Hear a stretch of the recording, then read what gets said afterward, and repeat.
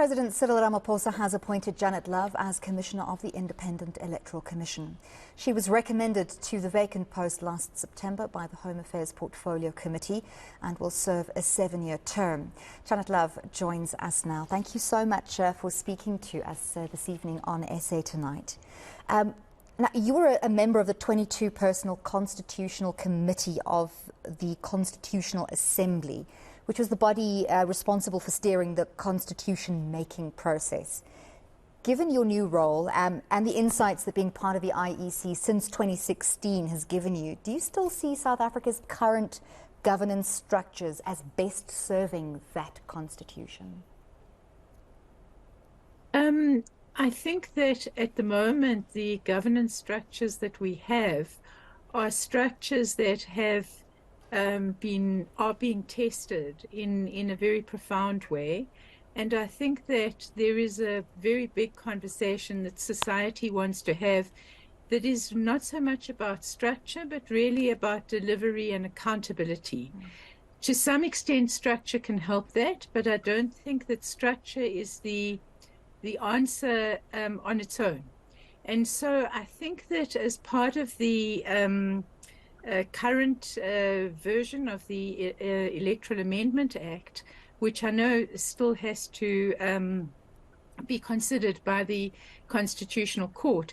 But within that, there is a proposal of a panel which hopefully will give an opportunity for people not just to look at structures, because, as I say, I don't think there's any perfect structure, but also just to understand more clearly how we can achieve the kind of transparency, accountability, the integrity, the delivery that I think South Africa deserves and wants. And I think that's what's really informing a lot of the concern about the structures that we have.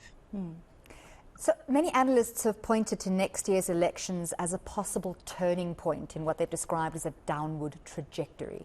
But that hinges on the fact that voters need to turn up at the voting polls. Do you think South Africans have lost faith in elections as a way to ensure good governance, or do you think, as you've just said, that it's more in accountability and that elections is merely a way to get there?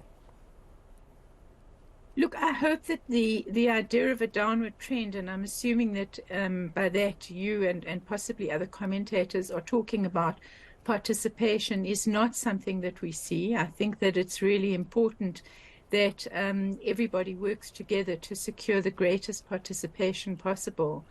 And I think it's a tribute to our country that we've had the sort of elections that we've had, and we've had the kind of engagement and involvement by civil society in between elections. And to me, that's what is really important. I think that we have the possibility of securing a very, very robust democracy. We have that not just because of participation in electoral processes, which is really important, but ensuring that we protect all the institutions that are part of our society in order to make sure that people can bring those who they represent to account, can participate in their own governance, and there should never be a time when the citizens of this country feel that simply casting a vote is enough. It's our country, and we all need to be part of making it work. So you mentioned those amendments to the electoral bill. There have been some delays in getting that in process in order to open up democratic processes to independent candidates. The answer of when exactly the elections will be held next year has not been answered yet. Is there a legal cutoff? Well, the law is clear that the window, if I could call it that, for the elections open in the early part of May and must be held before the early part of August. Preferably, one's got to take into account the issues of school exams and programs. One's got to take into account weather, although that's obviously very difficult to project, because those are very important considerations when we think of the logistics of an election. But we are not the Commission is not the body that will make the final decision. We'll certainly be consulted, but it is the President and the Premiers that will need to make the decision to decide on the exact date for the elections. So there's been a couple of challenges to how exactly independents will participate in next year's elections, which have caused delays. Hypothetically speaking, we've reached the cutoff point where sort of heading towards August, the elections haven't happened yet. Is that even a possibility, and what happens then? I don't think that it is a possibility that the Electoral Commission would entertain. We were in a position, as you will recall, before the local government elections in the wake of the COVID pandemic, where the Commission sought the advice of the Constitutional Court as to, you know, the possibilities of extending the time frames from the current times that I've mentioned, May to August. And I think the Constitutional Court was very clear in its guidance, and the Commission would obviously respect that, and we would expect the President and the Premiers to do the same.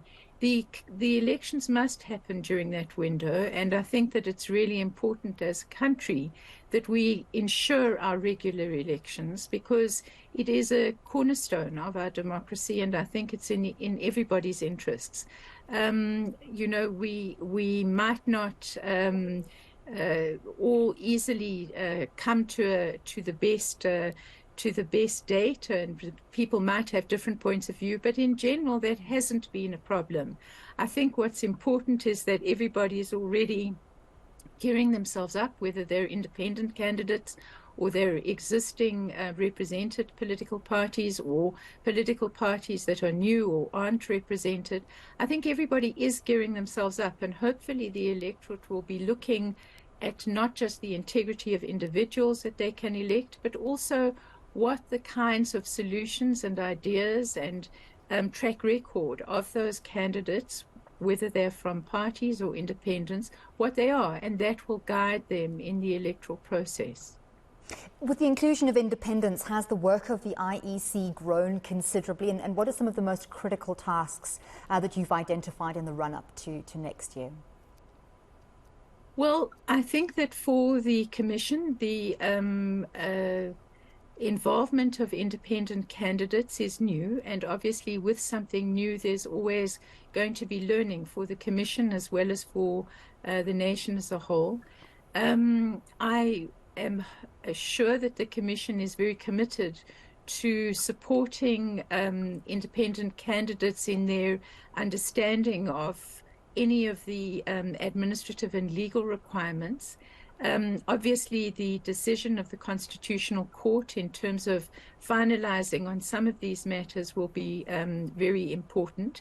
But the Commission is, you know, has always had to face the prospect, or not always, but increasingly has had to face the prospect of an increased number of contestants. Now added to the list of political parties are independent candidates, and so there are concerns about the length of ballot papers, the kind of engagement that is needed with all of the individual candidates, as whether they are political parties or whether they are independents.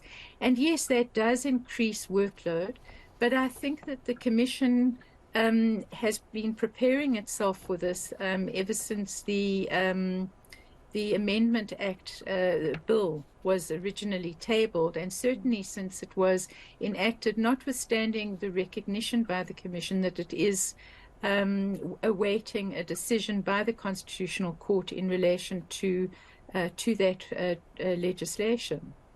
Thank you so much for speaking to us this evening on SA Tonight, and congratulations on your appointment. That was Janet Love, Commissioner of the Independent Electoral Commission.